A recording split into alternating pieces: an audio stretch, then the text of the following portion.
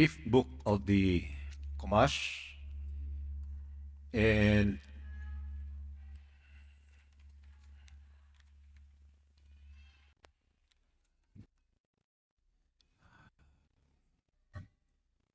according to the first part, it says, Eli hadibarim asher dever Moshe el kol Yisrael be'ever hayardin bamidbar be'arava molsot bein paran o bein tefil be'lavan be'katshirut be'di zahav. These are the words of subtle rebuke which Moshe spoke to all the Jewish people in the plains of Moab and the east bank of Jordan. And I mentioned the places where they rebelled against Hashem: in the wilderness, in the plains of Moab, at the Sea of Reeds, in the wilderness of Paran, between Tofel and Lavan, Katshirot, and Isahav. Now notice that this book was written on the 11th month, first day of the 11th month, until Moshe died. Remember, Moshe died in the month of Adar, Adar 7, and that is the 12th month. And in the 11th month, that is month before, plus 7 equals 37 days or 5 weeks. So the book of Devarim was only written for within the period of 5 weeks. 5 lang ka simana. And then, doon ay question, nganong li daw Vayomer Moshe? Ano daw nga Eli hadivarim asher dever Moshe? Okay, the book of Devarim is the word, is the book of rebuke. And we can find that Moshe rebuking the Jewish people. And Moshe did not mention or even allude their sins. Instead, he only mentioned the places and not their sins. Why? Because in order to maintain their dignity, aron magpabilin ang ilahang dignidad, nga dili sila ma-depressed or ma-distress, o inungdan nga ang rebuke ni Moshe kinig pinasukad sa pag-mention sa mga lugar nga diin sila nakasala ug wala na gihisgutan ang sala. He merely mentioned the place where they had sinned, and this teaches us how careful we should be not to cause distress to another person. In fact, even ang mga converts, it says that do not distress the converts. Unsay buti pasabot? Ayaw na daw pahinomdumi, if you are a Jew, ayaw daw pahinomdumi ang mga convert nga sila idol worshippers. Nga kamo, simba mo sa idols, wala pa mo na-convert ang iyong gisimba, cross ang iyong gisimba, kahoy ang iyong gisimba, bato. Because it makes them distressful and dili gusto siya Hashem. Muna nga kung ang Jew daw mo badlong og usa ka tao, dili daw hisgutan tong mga sala nga gihimo niya kaniadto pa. Kadong mga buhat nga gihimo niya kaniadto. Ang kaso ni Inday Sara sa impeachment, miabot na pod sa punto nga ang iyabang BIR records niadtong 27 hangtod karon pwede bang ablihan. So, nag-react ang mga defense counsel. Nga naman nga 2007 nga dili pa man siya impeachable official at that time. Vice Mayor pa man siya. Or 2004, I should say, if I'm not mistaken. Nga nung sugdon man ito unsay labot ato nga dili man siya impeachable official. Mura po daw ba magtiayon nga gikasal tuig 2000 unya iyang kasab-an iyang bana kay nganong naa daw relasyon niadtong 1980. No, 1980 daw na daw siya karelasyon sa una. Sa una raman to. No, sa una raman to. Wala pa man ta magkaila. Wala pa man mo magila-ila. Doon na siya relasyon sa lain. Pero karon pa naman. Now, ina daw siya. Now, it's no good nga ato daw i-recall tong mga sala kaniadto nga orag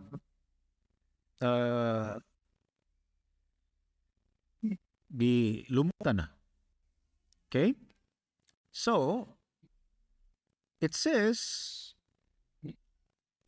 it proves necessary to rebuke another Jew even for serious sins. Minungdanon daw nga mobadlong sa Jew, especially sa mga sala nga diin seryoso. Such that the ones which Moshe indicated here, but we should nevertheless so subtly and gently. Apan kinahanglan nga kung mobadlong daw ang Jew ngadto sa isig ka Jew, kinahanglan nga mura siya og riddle ba nga pagka-istorya for the Jews, and then gentle daw nga pagka-istorya. While at the same time, drawing the person close with warm and love. Kabalo sa mga Jew, ang ilang mentality para sila isig ka Jew, careful sila himo og rebuke nga naman kay basin mo sangko sa punishment. Para sa Jew, wala sila katungod mo panis sa ilang isig ka Jew. Kay sa tubangan ni Hashem, puro sila gitawag og Bnei Elohim, children of the Most High. Pareha sila og level sa pananaw ni Hashem, although dili sila parehag level sa ilang mishama, pero sa tubangan ni Hashem, pareha sila. Mobitaw nga kanang mentality nga son of God, dili na mahalin para sa Jew. Kay silang tanan gitawag og Bnei Elohim. And you can find it in the book of Exodus 4:22. My sons, my firstborn. So, ang tanang mga Jew, gitawag sila son of Elohim. Muna kung doon ay magtindog-tindog dito nga, paminaw mo na ako kay anak ko sa labang makagagahom. Muhiwi ang kilay sa madyuana, nga naman, naot sa man ka, nag-aasa day ka, nga tanan man ta, son man ta. We are all children. Muna kung mamadlong, mang-rebuke, they're very careful, kaya basin mo sangko siya sa punishment. And then they are not supposed to punish it. Why? Because it's just like kita nga mga igsuon sa pamilya. Ang magulang, wala gyud katungod nga mo panis sa iyang mangod. Likewise, ang mangod wala katungod mo panis sa iyang magulang. Why? Because you are all sons. Kamong tanan, you are all children. Wala gyud katungod igsuon nga mo panis sa iyang igsuon. Wa gyud. Ano man, it is the responsibility of the parents to punish the children. And it's not the obligation or responsibility of the brothers to punish the other brother. Instead, when it comes to rebuking, sa pag-rebuke, sa pagbadlong, kinahanglan nga ipahigayon pinagi sa lumo o ang katuyuan mao nga ma-improve. No, makorek. Aron ma-improve siya. Instead of creating distress. Now, instead yung mga, inaanak yug ka, sukad pa sa una, yatong tuig sa kuan, inaanak yug ka. Now, that is distressful. Now, that is distressful. What did you punish me for the sin that I've committed 20 years ago? No, only Hashem has the right to do it and not you. Si Hashem lang ang dunay katugod mohimo ana og dili. Okay, the book of Devarim, it seems mura siya og inferior compared to first books. Why? Because in the first books, you can find Hashem was talking to someone, talking to the prophets, or talking to the people, and even he was dictating to Moshe, write this, Moshe. Write this down. That means Hashem directly talking to Moshe Rabbeinu. Whereas the book of Devarim is different. Why? Because it was Moshe himself delivering the message. And it is somewhat inferior compared to the four. But then, according to the sages, in truth, the book of Devarim has its own advantage than the words of Hashem reached. Because the word of Hashem reached a high level of compatibility with the human mind. That means when Moshe delivered the message, as if it's Hashem who spoke. Why? Because the mind of Moshe Rabbeinu has reached into the highest level wherein the mind of Hashem blended. The will of Hashem has blended with mind of Moshe Rabbeinu. And when Moshe spoke, as if it is Hashem himself speaking. Nga naman tungod kay may abot sa level nga pinakataas nga level si Moshe Rabbeinu sa iyang kapanghuna-una nga diin ang kabubuto ni Hashem kini may blend ngadto sa iyahang panghura-ura.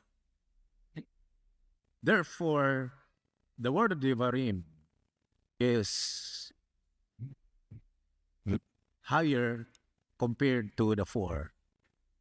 O doon na siya gitawag o greater advantage compared to the four. In fact, more than 200 halakha we can find in the book of Devarim. Because in the book of Bereshit, there are only 3 halakot. Tulo lang. Whereas in the book of Devarim, you can find 200 plus. So consciously, it was Moses' own words. But in the deeper level, it was a product of divine revelation. Okay? Now, in verse 5, we can find it says, on the east bank of Jordan in the land of Moab, Moshe began to explain the Torah. In Hebrew, we can find that Ve'ever hayardin ve'eretz Moab, ho'el Moshe, ve'eret Torah. And according to the sages, Moshe began to explain the Torah, translating it into 70 languages. In this particular event, he explained ni Moshe ang Torah by using 70 languages. 70 kalingwahe. Unsa daw katuyuan ni Moshe? Aron daw nga if ever mo translate ang mga Jew sa Torah, the sanctity of the words of the Torah remains. Although Hebrew is the Lashon HaKodesh, but then when it comes to translation, kinahanglan nga dili mawala ang kidusya, ang sanctity sa mga pulong ni Hashem if ever sila mo translate sa pagtudlo ngadto sa mga nations. In chapter 2, we can find that there are three lands nga kini wala giapil ni Hashem nga mahimo nilang position at present. And there is the land of Seir, which is Esau.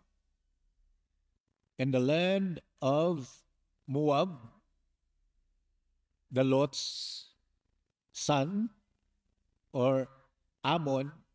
The third is Ammon. In the book of Genesis 15:18, when the inheritance was promised to Abraham, Hashem mentioned the 10. Pulo ka inheritance ang gisgutan. And that includes the Kenite, which is Edomite, and the Kenizite, which is the Moabites, and then the Kadmonites, which is the Ammonites. Ngano daw nga sa dihang sila may landing sa yuta Israel, 7 nations lang. Kadto lang 7. Listen to this. Thus, here we read that the Jewish people were forced to circumvent these 3 lands because Hashem said in verse 9, I will not give you any of their land as an inheritance in the current era. Why will the ownership of these 3 lands only take place in the future? Nga naman nga, since this is a part of the promise given to Abraham, nga nung wala man gi-appeal pag landing nila, katong 7 raman. The Mittelere explains that the 7 lands which the Jewish people already possess correspond to the 7 attributes of the soul nga mao ang emotional attributes. And that the 3 lands which will be acquired in the future correspond to the 3 intellectual faculties of the soul. So balik ta sa Itzchayim. Now the 10 Sephirot, the 10 bubbles, divided into 2. The intellectual level, Kakvavina and Da'at, this is in the brain. And then the 7 emotive level, that is the Kised, Givora, Tiferet, and then Shak, Hod, and then Yesod, and Malkot. Gitawag siya emotional level, which is in the heart. The intellectual level, nga maong Kakmavina and Da'at, whereas the emotional level, mao ang emotive level. In the current era, Hashem commands us primarily to conquer our emotional attributes. Nini daw nga kapanahonan before the Messianic era, gusto ni Hashem nga makangker daw nato ang atong mga emotional attributes ug musangko kita sa gitawag og process of birurim, which is the process of refinement. Gusto ni Hashem nga ato ang makangker ang ato ang 7 emotional traits. For example, ang emotional trait of Kised nga mao ang pagkamaluluyon, matinabangon. And remember the negative of that must be conquered. Mao mato pa ni Rambam, adunay tulo ka mga matang sa tao nga kinaiyahan may tungod sa ilang salapi. Ang usa daw usikan. Nagsig-usik-usik. Nagsige siya og panggasto sa mga buta nga dili mapuslan. Og kung mukaon siya, mutilaw-tilaw lang siya unya, ni-order siya sa buong order, unya gilabay lang. Palit siyang mga items nga diin dili siya mainungdanon. And secondly, tao daw nga stingy, hakog, dalo. Daw. So dahil mga tao mausikon sa ilang salapi, napoy mga tao nga dalo. Nabisan sarili niya, gidaluan niya. Di siya gusto nga ang kwarta nga niabot niya muhawa siya. So, iya ginapugnan. Nabisan pagkaon niya, iya pag yung gidumilian. Mga taong mga hakog, mga taong mga dalo.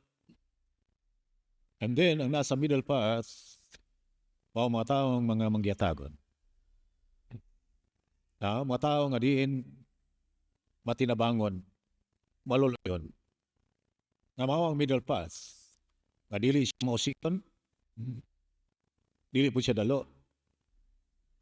Kung dili, siya magyatagon, kaya sayon siya, unsay katuyuan na siya, nganong ang mga physical matters, iyang gitugyan ato sa tao. What is the purpose? Atong gidiscuss atong nangagi, the relationship between physicality and spirituality. And why Hashem allowed physical matters, physical blessings nga dapat maangkon sa tao. Gusto ni Hashem nga masanctify ang tanang mga butang nga naagri sa yuta aron paggagamiton for the sake of the neshama, for the sake of the soul. Kita nagpa-eskwela sa itong mga nga bisag graduate na, eskwela lang gihapon. Nga bisag ni-graduate na sa pagka-graduate niya, eskwela lang gihapon. Nga naman tungod sa competition sa kalibutan. And then, mo trabaho na. Trabaho. Unsay tuyo? Aron nga ma-provide ang iyang panginahanglan. Matagbo ang panginahanglan. Makadroon siya parnasa. Aron nga matagbo ang iyang needs purposely. So that he can serve Hashem in a greater way. We need to remind our children that dapat painumduman. Now, ano man, I still remember, doon ako'y bagong apo na tao. Onom na kabulan, atong pizza 15. Si Elia, anak ni Kaykay sa Japan, o ni Imay. Di pa kao nagsugod aning simanaha. Nangaslom yung naong, nagkulismot yung naong, and then I said, kung makasulay nagkaon, ma-physical na siya. Sa una ko pa na siya katilaw, spiritual ka na siya. Gikan siya sa tiyan. Dili siya matulog o gabi. Nga naman tungod kay naanad siya nga gabi. Gitudluan siya sa tiyan, gitudluan siya sa malak, gitudluan siya sa angel.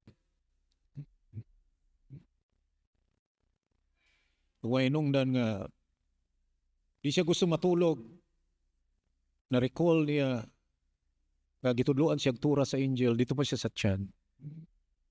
And then gipainom siya gatas. Ug musugod na siya. Maghilak-hilak. Nga naman, ano na yung mga rason ng ang bata mo hilak? It's either gigutom, or mangihi ba siya, or nangihit ba, or it's either gipanuhutan, nga sa mga karaan, bulhutan na yung sigarilyo ang alimpulo. Ninom ko sa mong panganay ng anak sa una. Nagsigihilak niya, nilalom ang ubon. Di ato ko silingan. Papalitan kong sigarilyo. Ngutana sila, Pastor, nigarilyo na ka? Dili oy. Ako rin ibulhot sa hubon sa kong anak kay napanuhutan. And then the child cries. Now, nga naman, nangita na siya. Katong gihungit sa iya. The soul started to become physical. Misudugod na siya pagka-physical.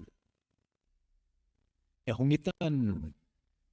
Now, Gerber, unsa pa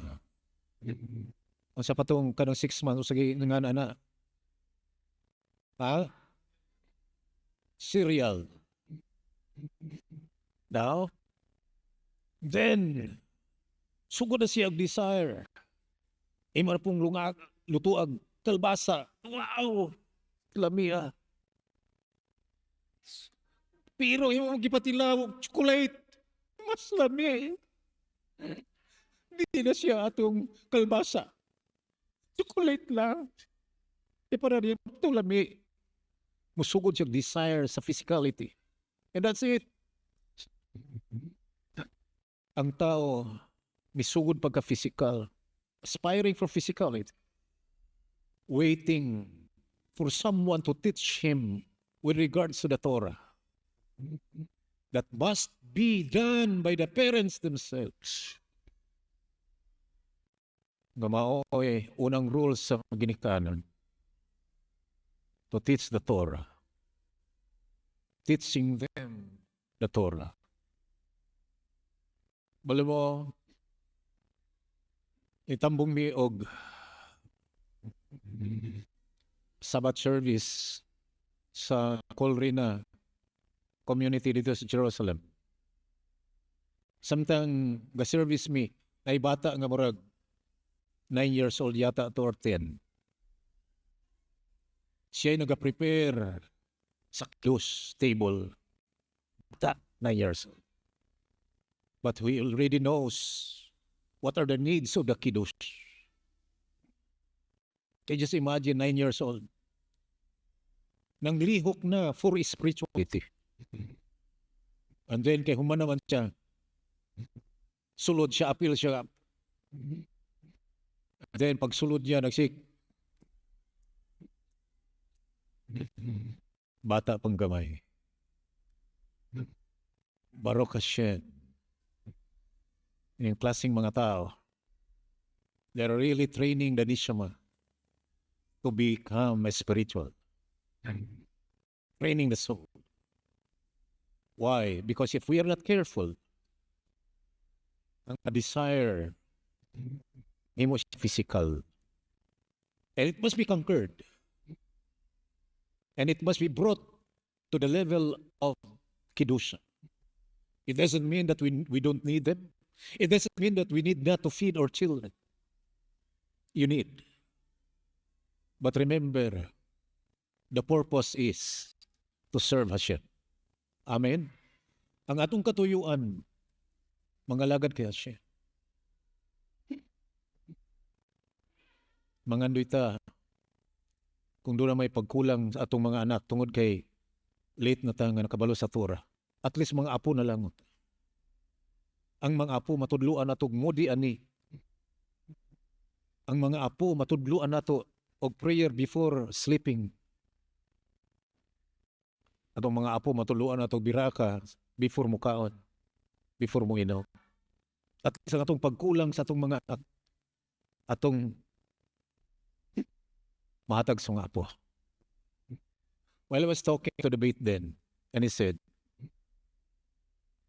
if you decide to convert, bring your children with you. Because they asked me, ang inyong mga anak nidawat sa Noah Kaidlos? Yes. Nidawat nidawat mo sa Torah inyong anak? Yes. When you decide to convert, bring them with you. Dada sila. That means, elevate them. Elevate your children. Ayaw tugutin nga magpabilin sila. Sa level nga diin, napa may mas taas. Kung gusto nila. Kung gusto nila. But it is conditional. If you decide to convert, bring your children, include your children. Dada sila. Una ang ilahang advice. Why? Because we are all obligated for the next generation. Guiding them, teaching them not to become more physical, but more spiritual and less physical. Mauna ang pananaw sa mga Jew nga ang mga anak, ang mga apo, ang mga young generations, mahimo silang less physical, and more spiritual. Ingon ana siya. Conquering that the emotion, conquering the emotive level, the soul. And then, the Messianic era, the three lands, the land of Moab, the land of Ammon, and the land of Edom shall be conquered as the land of Israel in the Messianic era. That means,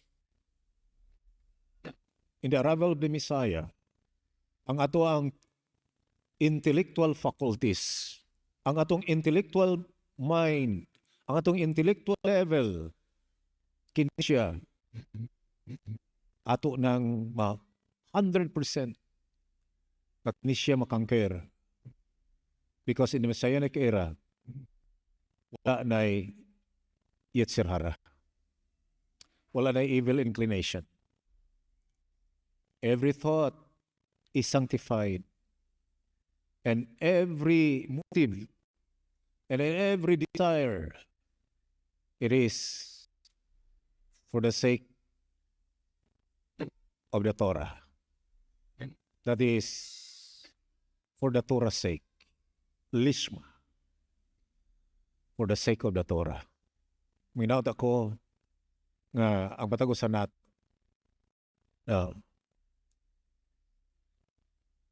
you feel uncomfortable today with regards to spirituality. Dili ta magmakomportable. We need to seek for more. Because there is always more. It depends on us. We don't settle with a good thing, but we are seeking for a better thing and even for the best.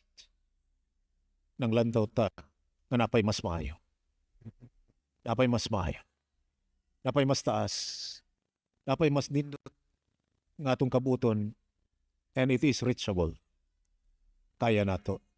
Kabuton nato. As I've said, we need to get busy for the sake of our soul. We need to get busy for the sake of our nishama. And may Hashem inspire you always, and may you merit to see the days of the Moshiach, the days of the Messiah. Birka biyatzlaka, bikul ma'ashem yadeka, ma'ashem yadikem, padang mga buhat siya makamot. Blessings, success, and favor to everything that your hands touch to. Hashem be with you. Shalom, shalom.